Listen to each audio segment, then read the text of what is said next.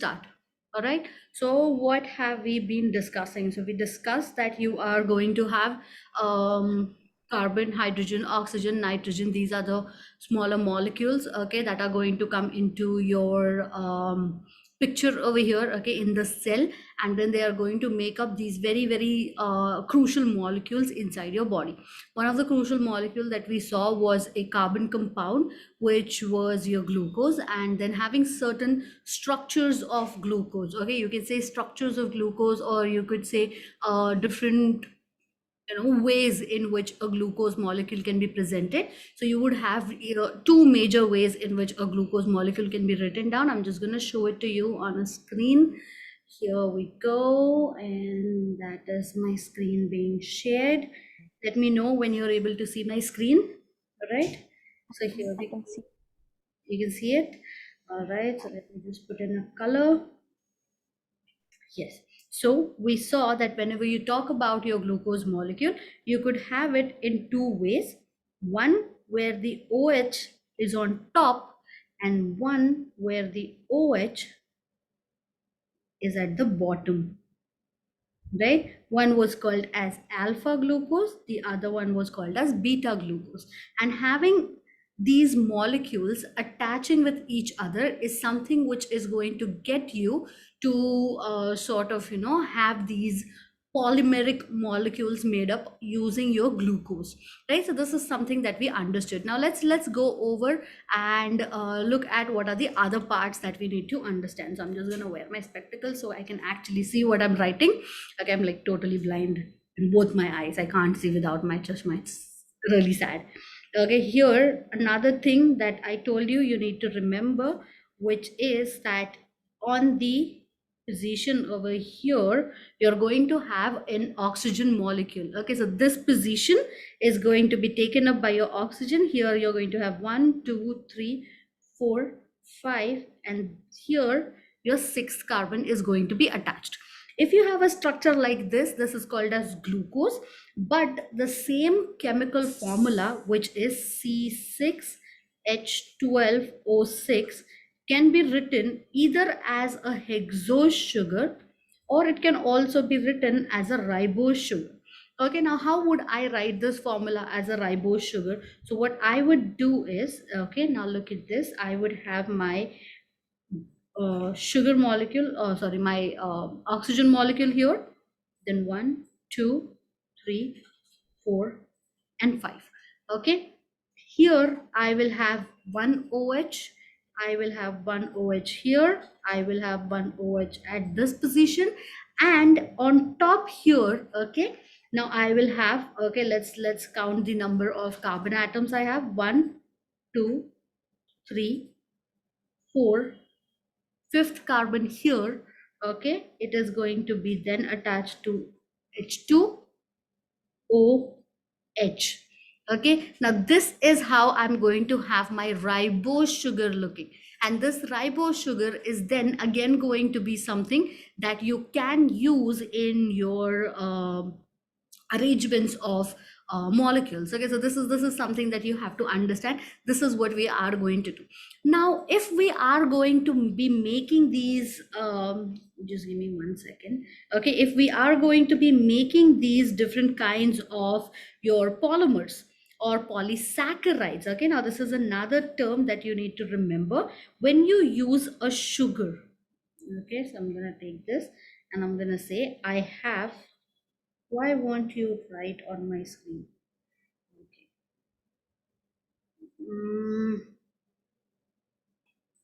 Just give me a second. There seems to be something wrong. I'm not able to write on this screen.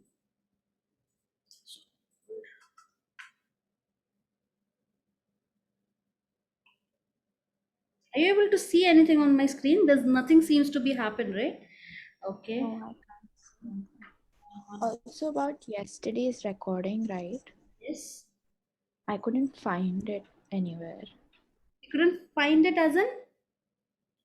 I mean, you didn't send it to me, right? I have put it on your WhatsApp group, right? The same WhatsApp group that I just I put the. I don't think so. It's not there. Okay, I'm gonna put both of them together. Then I think I might have put it on a different group. Weird. Okay. I'll just put it up on those group. Okay, I have it saved. I will just upload it. All right, so I'll be doing that. I figured out why it wasn't writing. I was on that layer on top of it.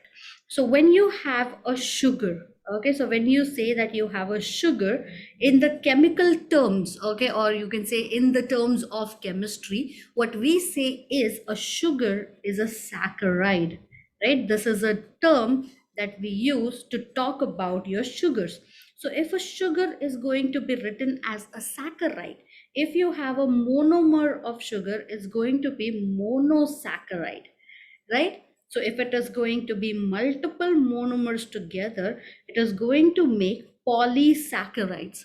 Okay, and what these polysaccharides are then going to be doing is they are going to be either used as your sources of energy. Okay, so if you are going to use your saccharide as a source of energy, then what you would observe is that they are either stored in the form of glycogen or in the form of starch. Glycogen would be the stored form of energy in the organisms, whereas starch would be the stored form of energy in your plants. Okay. Another way where these molecules could be used is where you are going to use polysaccharides for making structural components. So I'm going to write this here, structural components. Now what structural components can you make? So inside your bodies of the plants, okay, you would have this substance called as cellulose.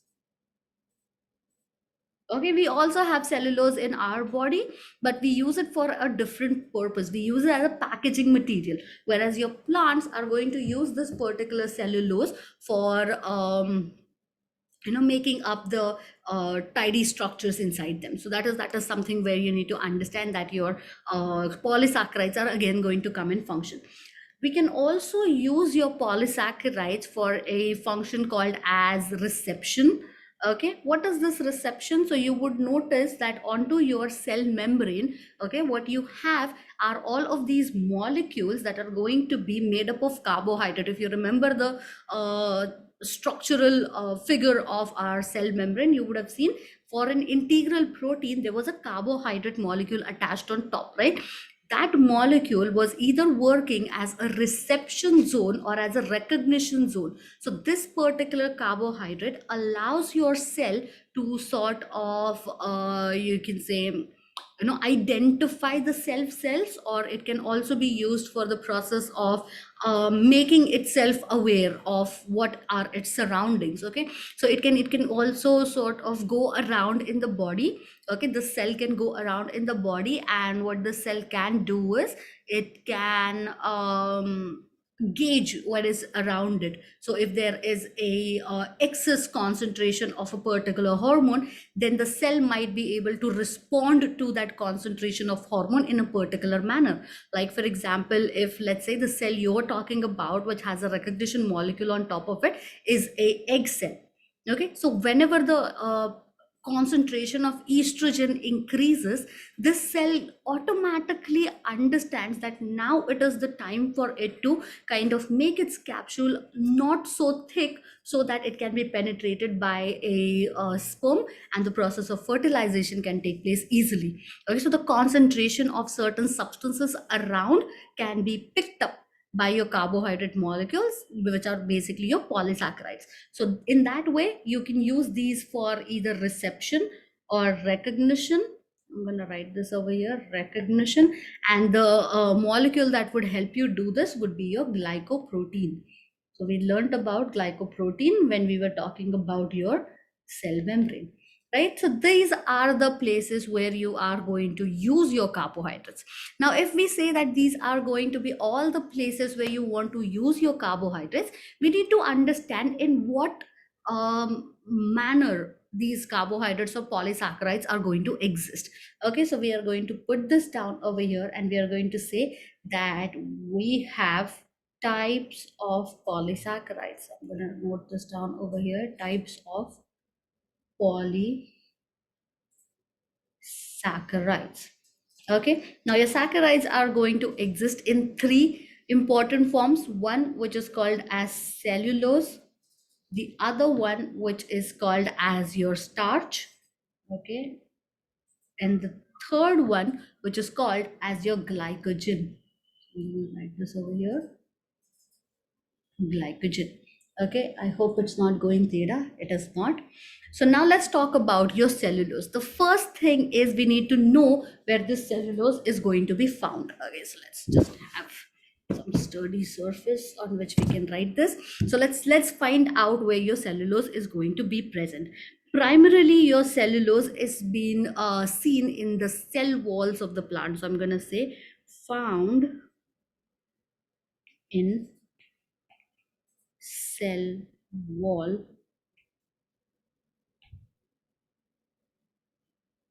of plants, right?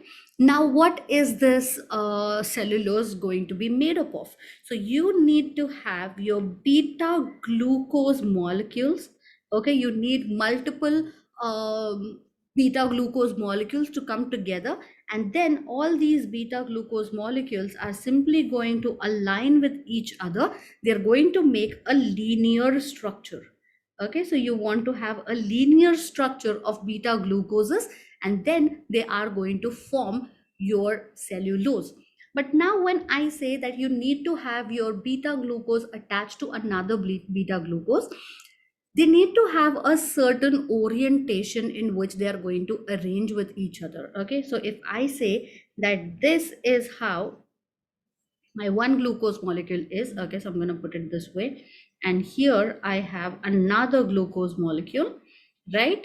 So these are going to be two glucose molecules. I know my naming for the molecules is going to start this way. So I have 1 2 3 4 5 6. Again, here also I have 1 2 3 4 5 6. The way that these beta glucoses are going to bind with each other is that they are going to make glycosidic bonds, and these glycosidic bonds are going to be between carbon number 1 and carbon number 4. Okay, so these subunits need to be bound to each other in 1 comma 4 arrangement. Okay, you will come across these kind of sentences, and you need to understand what this 1 to 4 or 1 comma 4 arrangement is. It is basically denoting the position of the carbon atom where these beta molecules are going to attach with each other. Okay, so this is going to make up your cellulose. Let's talk about your starch. Now again, you understand that these are again going to be the polysaccharides, which means that you need certain kinds of sugars to come into and make these molecules. So whenever you talk about your starch, okay, you need to have your starch in a particular manner, which is going to come and attach. Okay, now what kind of glucose do you need? You need to have alpha glucose, which is going to come and attach. Okay, but you want your alpha glucose to exist in two manners. Okay, now when I say that you need it to exist in two manners, it means that you either need this alpha glucose, okay, to attach. So I'm going to draw one alpha glucose here. This is my one alpha glucose, this is my other alpha glucose. We are going to do the naming. So 1 2 3 4 5 and 6, 1 2 3 4 5 and 6, right? These are my two alpha glucoses. I need to have the arrangement of these alpha glucoses in such a way that some positions they attach to 1 and 4, and certain positions they attach to 1 and 6, which means that some places I'm going to have an arrangement which is going to look like this. Okay, and then some places I'm going to have an arrangement where it looks like this. All right, so this, you see, your starch gets a non-linear arrangement. So if I was going to represent my cellulose without actually drawing all of these structures, I could say, oh, that's too big. I could say that my cellulose could look something like this. So I could have 1 2 3 4 5 6 7 as many polymers of my beta glucoses, right? They could all come together, join with each other, and my cellulose would look like a linear molecule this way. But when it comes to making starch, okay, if in this particular molecule of starch, okay, if I am going to have only 1 and 4 arrangement, then what I'm going to notice is that after a while, because of all the 1 and 4 arrangements together, my molecule is going to attach, and it is going to go into this helical formation, right? So this is going to be how my starch is going to look like if it goes in 1 and 4 arrangement. And this kind of starch, which has 1 and 4 arrangement, is called as amylose. Okay, so I'm going to write over here, this is 1 and 4 arrangement of what kind of glucose? Alpha glucose. Right? You following till here? Is this making sense? Yeah. Yeah. Now, sometimes, okay, though what would happen is, if you do not have the similar kind of molecules coming together, let's say I have 1 4 and 1 6 arrangement together. So what I would notice is that some of the molecules would go this way, okay? Some of them would branch out and have arrangement this way. Okay, now if my starch is going to have both 1 and 6 and also 1 and 4 alpha glucose molecules, then such a structure is going to be formed which looks like very branch structure, and this is going to be called as amylopectin.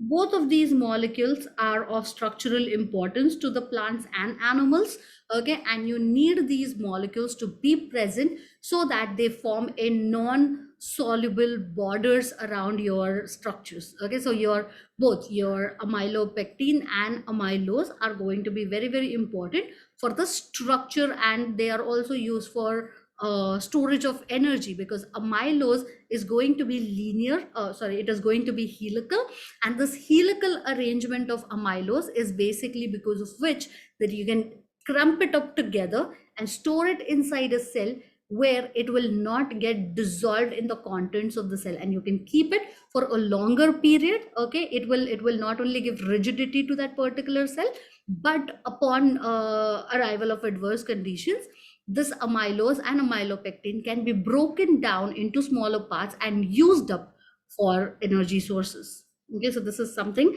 that you're going to see whenever you talk about the polysaccharides of your carbohydrates made, and then they are going to be doing these functions.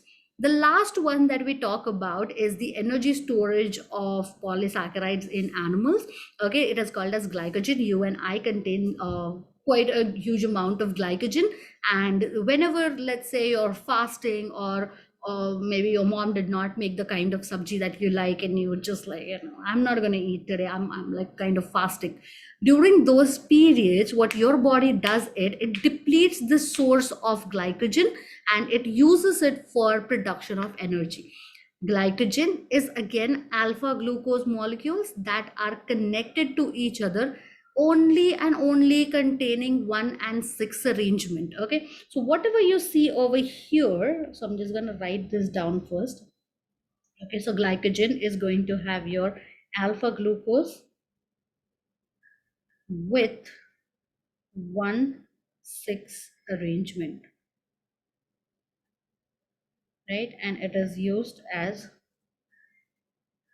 source of energy in animals,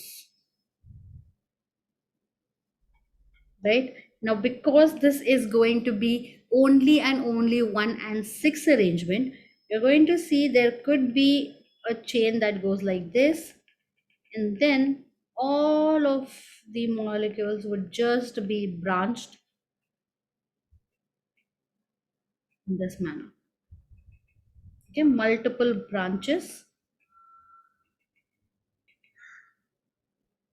this way. this would be nothing but your glycogen. And these branches are what make it so complicated to look at, and therefore they can be stored in for a longer time, because even when you have, let's say, a slight scarcity of your energy, these don't get broken down very easily. So your body is going to pry over all the other molecules that are present, and then your glycogen is going to be broken down. That is exactly why it is quite difficult for us to utilize glycogen for energy production. But luckily, we have another concept that exists in our body, which is called as your enzymes, right? So there are going to be certain enzymes, and there are going to be certain hormones, okay, which are going to aid this process of breakdown of glucose and glycogen and amylose and amylopectin and cellulose.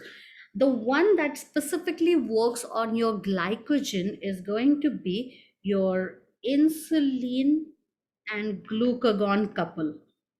Glucagon couple. What is insulin and glucagon couple? So insulin is going to be the hormone that fixes your glucose into the glycogen format, okay, and then you have glucagon that is going to take your glycogen and convert it back into glucose. So only and only when acted upon by your glucagon, your glycogen is going to get broken down into smaller parts, and then it is going to be used up by our body for production of energy. Okay, now these are some of the functions where your polysaccharides or your carbohydrates can be used. How would we note down all of their functions so as to remember them? So there's a very easy mnemonic that you can use in order to remember all the different functions that your carbohydrates are going to do in your body, and it goes something like sodas. Okay, so if you remember the word sodas, you will remember everything that carbohydrates do in your body. The first S is for storage. O is for maintaining the osmotic pressure. So I'm going to write over here osmotic pressure. How do they maintain the osmotic pressure? Because these are going to be present in the layer of your cell. Okay, your carbohydrates are not going to allow easy breakdown of your cell, thereby keeping all of the water either contained inside or outside. The next part is that you are going to use your carbohydrates in the process of digestion.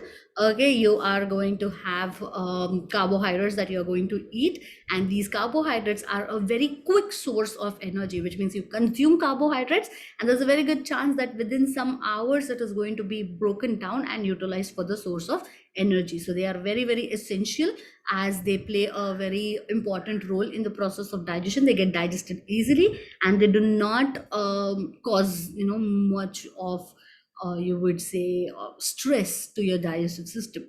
Then they are a very good source of ATP, so ATP yielding molecules, I would say.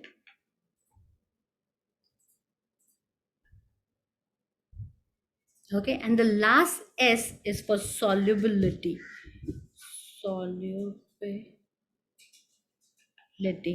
Now, what is solubility? Solubility is a characteristic of your substances where they do get dissolved or do not get dissolved in certain substances. Okay, your lipids are insoluble in certain organic compounds. Okay, specifically the water that is present inside your body, they are going to be insoluble, and because they are going to be insoluble in water, okay, they are going to be difficult for the process of transportation, which is why a certain structure which is made up of lipids or carbohydrates tends to stay in the same orientation or in the same position inside your body where it is intended to be. Okay, so these are some of the places where you would see your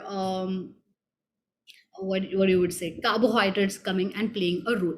Okay, now it is very, very important that you understand that having carbohydrates, although it is very necessary, it is also one of the major reasons that people are suffering. Okay, now how would that be? So I'm just gonna make something here.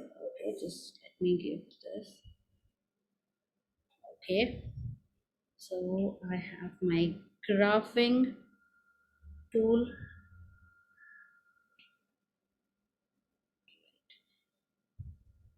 Okay, so let's say this is a normal graph that I'm drawing. You might have heard about this thing before. So this is a graph that is going to show you your BMI. Okay, what is the BMI? BMI is nothing but your body mass index. Okay, so how much amount of weight you have, what is the weight you have, and what is it as compared to your height.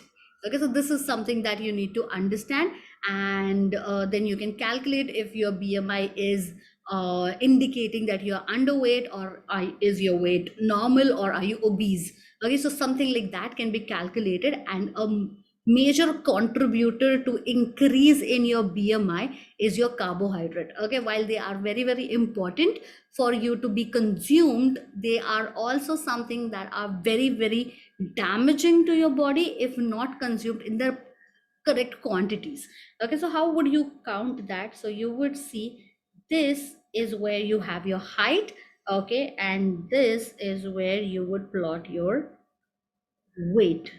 Okay, the weight has to be taken in kgs and the height has to be taken in meters.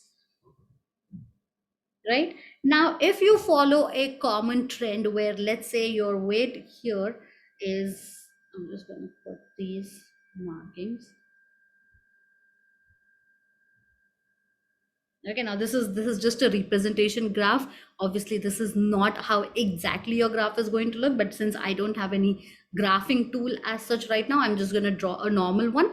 You will have to look up into your notes where you would find the actual BMI graph. Okay, so let's say your weight is somewhere about 50. Okay, and your height range is somewhere about 1.6 meters. Okay, if this is how your weight looks to be going, you are considerably underweight. Okay, so this is going to denote that you are underweight. Okay, so I'm just gonna make this over here. Obviously, under normal conditions where I'm making this as notes for me, I would make this more I would say aesthetic. Okay, but while teaching, I cannot spend so much time drawing and underlining everything. But when you make your notes, make sure that they are something that you would look back and understand what is being said here. Over this, if your weight ranges in the normal quantities, okay, where it is showing you almost a linear ascent, that would be your normal weight. So I'm going to put this down here. This would be the range where you would say that you weigh normal, and your BMI, that is the height to weight ratio, is normal. Okay, so we're just gonna put this down over here, and we're gonna say normal. Now, just above this, okay, not too much above, but just like a very narrow band. If your weight ranges a little over the normal weight, you would be called as overweight. Okay, this is a very short band between being normal weight and obese. Okay, this is a very narrow band, and this is somewhere it is easier to come back and lose the weight. Okay, so we're going to write over here what we have here. This is called as overweight. Now you will notice that the band of underweight is quite thicker as compared to the band of overweight, because just as you pass that particular you can say zone of being overweight, okay, you reach more drastic condition where it is called as obese. Okay, so I'm just gonna take this. Should have done that before. I don't know why I didn't remember this tool. Yeah, better. Okay, so you would have this zone here with you, and this zone would be called as obese. Okay, so this is the kind of graph that they might provide you for your examination, and they'll ask you to identify if a particular person's BMI is within the normal range, whether it is underweight, whether the person is having overweight condition, whatever it is. Okay, so this is something that you're going to do, and there's a very simple formula as to how we have been able to calculate this. So you want to take mass in kg, okay, and divide this value by height. Okay, if you do this height and then square it, this is going to give you the calculation for your body mass index, right? So this is all that you need to know about your carbohydrates. Now if you learn all of this about your carbohydrates, okay, we know that the molecules that are going to be of importance right after your carbohydrates are going to be something that make up the entire structure of your cell, the entire external structure of your cell, and those molecules are going to be nothing but lipids. Okay, so what I'm going to do is I'm going to take this here. Just give me one tiny second. All right, so this in here, and we're going to learn about the next molecule, which is called as lipids. Okay, now lipids are going to have just as versatile function as your carbohydrates do, maybe even a little more. But what we need to basically understand is what are the groups that make up your lipids, and once you understand what are the different groups of molecules that make up your lipids, we need to go over and understand what are going to be the different kinds of arrangements in which these lipids can be found. Okay, so the first thing that you need to understand is where you're going to be using lipids. You know, just one location or one you can say place where your lipids are used, but that is not all that lipids are going to be doing. So we are just going to write this down first here. Yes, I'm just going to put this lipids, right? The first and very important thing that we need to remember about lipids is that they are non-polar organic molecules. Okay, now I hope these words make sense to you when I say something like non-polar organic molecules. Do you know what is non-polar? I don't. You don't? All right, that is not an issue. Okay, so let's say I have a atom here and I have another atom here. Easy. One of them has a positive charge, one of them has a negative charge. Both of these are going to attract each other because they are in two opposite zones. One is positive, another one is negative. You might want to call these molecules as polar molecules because they're going to attract each other because they possess equal and opposite charge. Non-polar organic molecules, on the other hand, would have two groups which are attached to each other in such a way that they cancel out each other's charges. Okay, so if I was to take this molecule here, which is going to have my negative charge, and if I was to bound these two together, okay, if I was to make them bind with each other, they would cancel out each other's charge and they would become completely neutral molecules. They would become non-polar. Okay, they are not going to attract any other substance towards them because they are satisfying each other's valencies at this point of time. Non-polar organic molecule is your lipid at this particular point of time. Okay, why organic? Because it is going to be present inside the body of an organism. It is something which is essential for the survival of an organism, or it is something that is crucially made inside the body of a living organism. Therefore, organic molecules, all those molecules which we study in chemistry and are not related to an organism directly or do not participate in any biomolecule reactions, are going to be your non-organic or inorganic molecules, right? So your lipids are going to be made up of certain structures, okay, and they're going to have certain functions in the body. Let us understand what are the different functions that your lipids are going to do.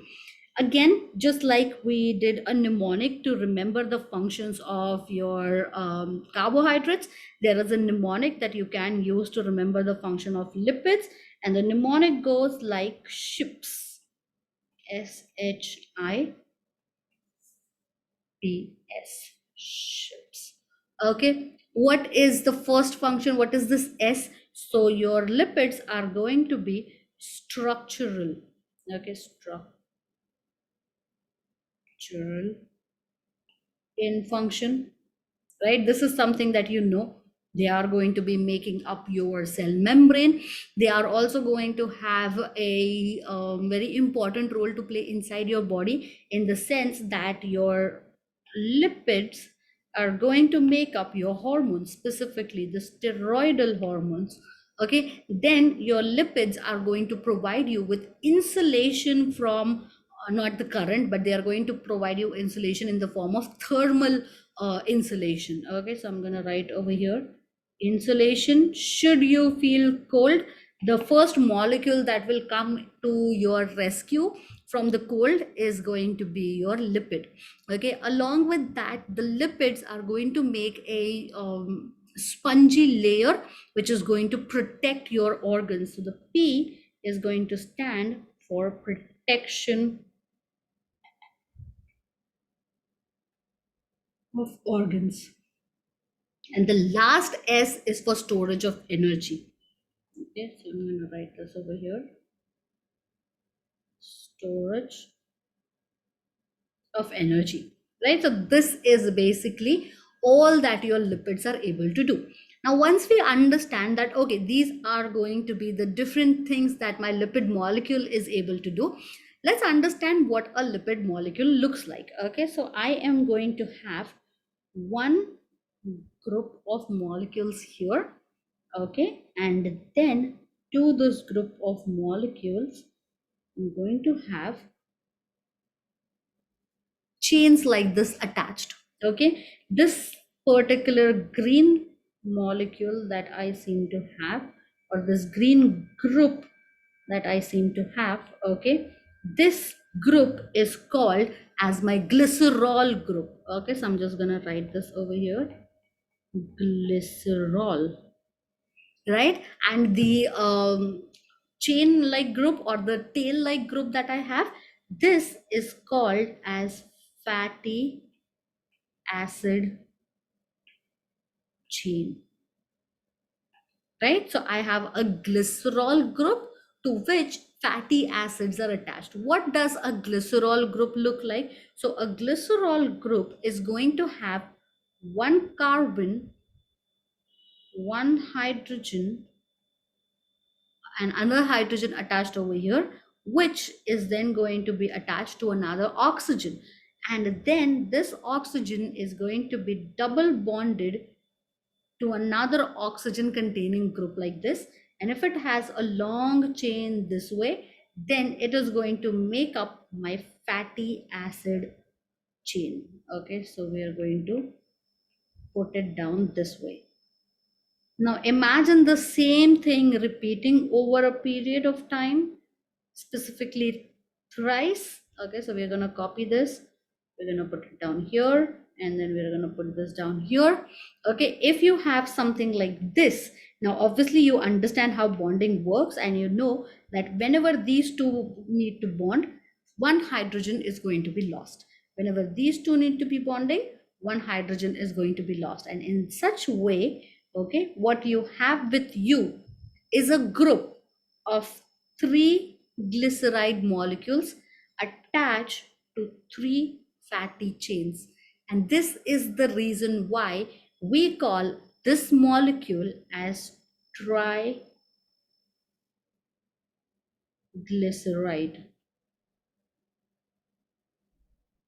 Okay, because it has three glycerol groups which are then covalently linked to your fatty acid chains. Okay, and again, in order to link them, we carried out the process of condensation, which means that one molecule of water per linkage has been removed. So one glycerol plus one fatty acid, when they bind with each other, some amount of water is removed out of this. Okay, let's understand something more about these fatty acid chains. So I'm going to write over here.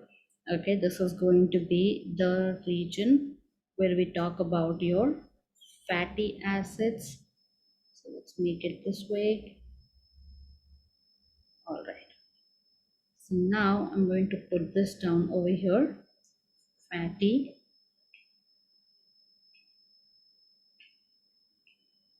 acids. Okay, now fatty acids are nothing but very long hydrocarbon chains, okay, that are going to be then associated with your lipid molecules. And what they are going to do is they are going to give your lipid molecule a certain kind of arrangement. Okay, now depending on what kind of bonds they have between them, you're going to have two types of fatty acids. Okay, one which is called as your saturated fatty acids, saturated fatty acids, and another group which is called as unsaturated fatty acid. Okay, unsaturated fatty acid. Now understand what this saturated and unsaturated means. Okay, I have this one carbon here, and I have another carbon, and I have another carbon. Okay, if I say that each one of this carbon has its valencies, okay, fulfilled by one hydrogen, you would say all of its valencies are taken up, and in that sense, now there are no other positions where a carbon atom could come and attach, and therefore it also means that this particular carbon or hydrogen chain which you have here is going to be saturated, has no empty locations. And because it has no empty locations, it has absolutely no purpose to make you would say to make any kind of double bond, right? Because it does not have any bonds open, so it would not form any double bonds. Saturated fatty acids are those hydrocarbon chains that do not have a double bond, and because they do not have a double bond, most of these molecules are going to be solids at room temperature. So I'm going to write over here, first thing, no double bonds. No double bonds and solid at room temperature. Now, if this is what your saturated fatty acids are like, obviously unsaturated fatty acids are going to be opposite of this, which means that they are going to contain double bonds. And the reason why they are going to contain double bonds is because, again, if this is my carbon chain, okay, 1, 2, 3, 1, 2, and only one hydrogen present over here, okay, you need one more and one more. If these hydrogen molecules are going to be missing, then their position has to be given to someone. Let's say not two, but just one hydrogen is missing. So what your carbon would try to do is it would try to balance that particular you would say bond, okay, by doing this. So you are now going to have one bond over here. Now let's count the number of molecules that are bonded. So you would want to move this guy from here. Okay, take this away. Why would you do that? Yes, take this guy away. Why is that not working? Yes, I figured out why. Okay, so now let's count the number of valencies. 1, 2, 3, 4, 1, 2, 3, and 4, right? So even if one or two, or maybe let's say even three molecules are missing, your carbons can still fulfill their valencies by attaching or by making a double bond with each other. Okay, so this is something that is going to happen in your unsaturated fatty acids. And because they have multiple double bonds, or maybe they could possess just one double bond, what happens is they are going to be, so I'm going to first say possess double bonds, and these are going to be liquids at room temperature. So we're going to write this over here, liquid at room temperature. Okay, this is basically what you're going to have. And if you were to draw the structural formula for your saturated fatty acid, okay, what you would look at would be, you have a carbon, you have another carbon, this would get bonded to 3 hydrogens, right? So you could write it this way, and this guy could then get bonded to 2 hydrogens, okay, and one other carbon, okay. There could be multiple H2 molecules like this. So CH2 could vary in number. So we are going to write n number of CH2 molecules in the middle. Then this carbon could have one oxygen here and one OH.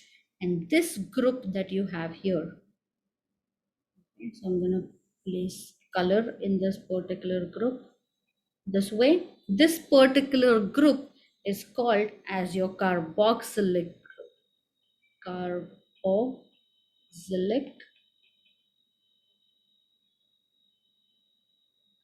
group. Okay, so this is how your saturated fatty acid is going to look like. Now, once you understand that, okay, this is basically what I have in my fatty acids, okay, depending on how my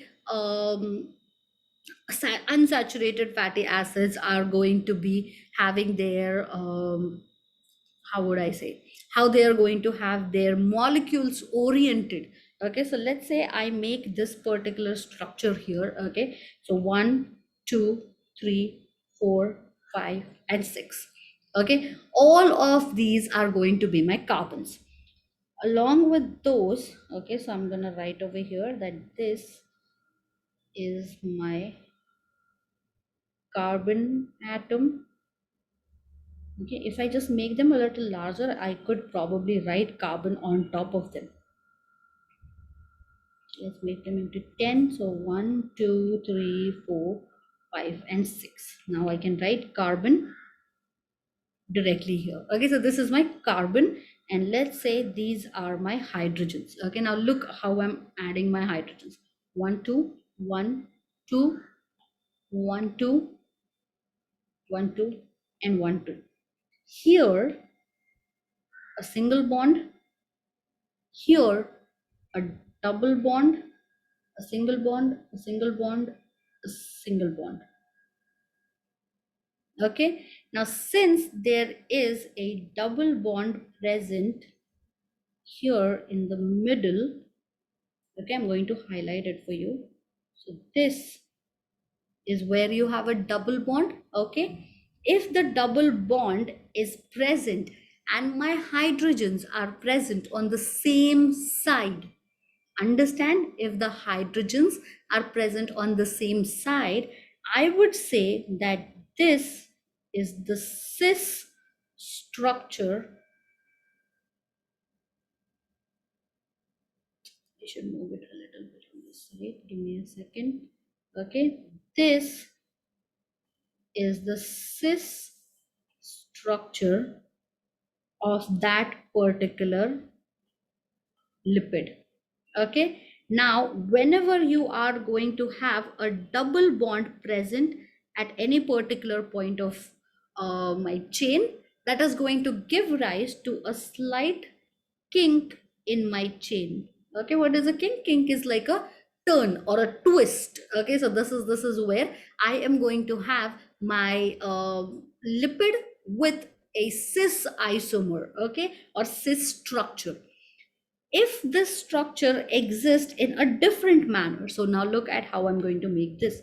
1, 2, okay, then 3, 4, 5, and 6, right? Again, I'm going to have my hydrogens 1, 2, okay, 1, 2, 1, 2, 1, 2, and 1, 2. Now look at how the bonds are. So 1, 2 here, 1, 2 here, then double bond here, 1, 2, and 1, 2. Okay, again, because there's a double bond, you're going to have a kink here. This will have one hydrogen on this side, one hydrogen on this side, one hydrogen here, hydrogen, hydrogen, hydrogen, hydrogen. Now, since the two hydrogens are on the opposite sides, right? Can you see that the hydrogens are on the opposite sides of my carbon chain? Because these two hydrogens are on the opposite sides of my carbon chain, this kind of structure is called as trans structure. Okay.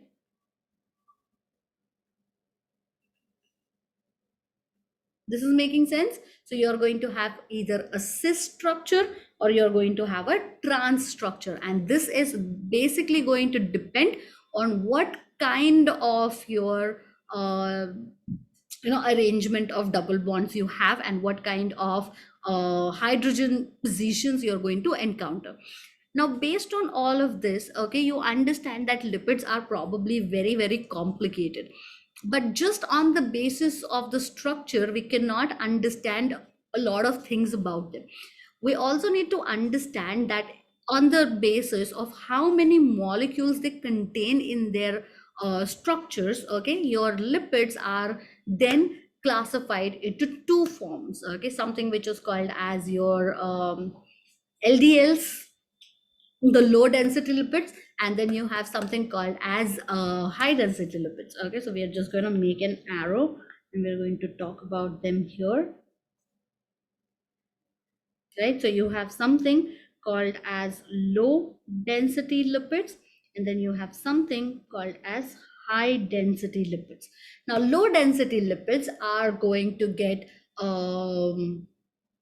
transferred from one part to the other. So do your high density. Okay, so low density and high density, they do transfer from one place to the other. The thing is, the low density lipids take the cholesterol from the liver to the body. Okay, so I'm going to write over here cholesterol, okay, liver to the body. And that is why your low density lipids are really, really bad for you. So we're going to write over here bad. But your high density lipids, okay, are going to do an opposite thing. So we're going to take this and copy because it's a hassle to write all of it down. So here you go. Okay, just erase this part out. And what they're going to do is completely opposite. They're going to take the lipids or the cholesterol from your body to the liver. And because of that, these are called as good lipids. Okay, you should try to consume more of high density lipids than your low density lipids. But something that you should always try to avoid are your trans lipids, okay, which basically means you're going to have high density and low density lipids shared in the same quantities. Okay, and if you are going to have that, well, it is not going to end up good for you, because well, they are not going to function very well in your body. Okay, so you definitely do not want the trans lipids or the trans fatty acids in your body. Okay, so this is something that you need to understand about your lipids. And this is where I'm going to stop for this particular session, okay, because I can see that it's got too much of technical things onto this. Okay, so first thing I'm going to do is I'm going to stop with the recording, which if I could just figure out with so many windows.